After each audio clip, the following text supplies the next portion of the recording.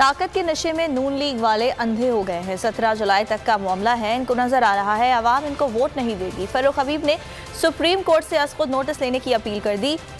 मलिक नवाज आवान के दफ्तर पर पुलिस छापे के बाद मीडिया से गुफ्तगू में कहा, ज़िम्नी इंतखाब में प्री पोल रिगिंग की जा रही है। मजीद कोई कार्रवाई की गई तो जिम्मेदार खुद होंगे। इलेक्शन कमीशन की गर्दन में गार्डर आ गया है। ये सब निकल जाएगा। अवाम बल्ले पर ठप्पा लगाकर निकलेंगे।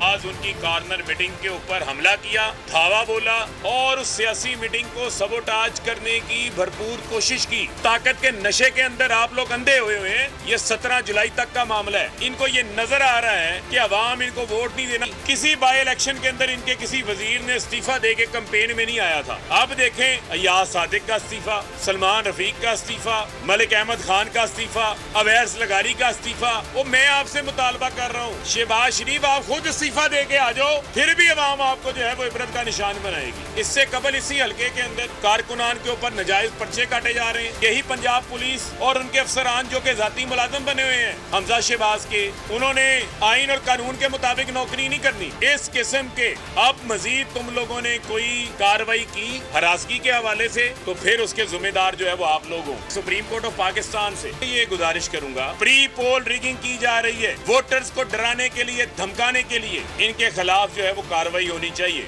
और इलेक्शन कमीशन, ये जो आप लोगों की गर्दनों में गार्डर आ गए हैं ना, ये गार्डर आ गए हैं, ये सब निकल जाएंगे। ये अवाम ही निकालेगी, अपनी वोटों के जरिए से निकालेगी। 17 जुलाई को निकालेगी, बल्ले पे ठप्पा लगा के निकालेगी। सब्सक्राइब करें और बेल दबाएं ताकि कोई खबर रह न जाए।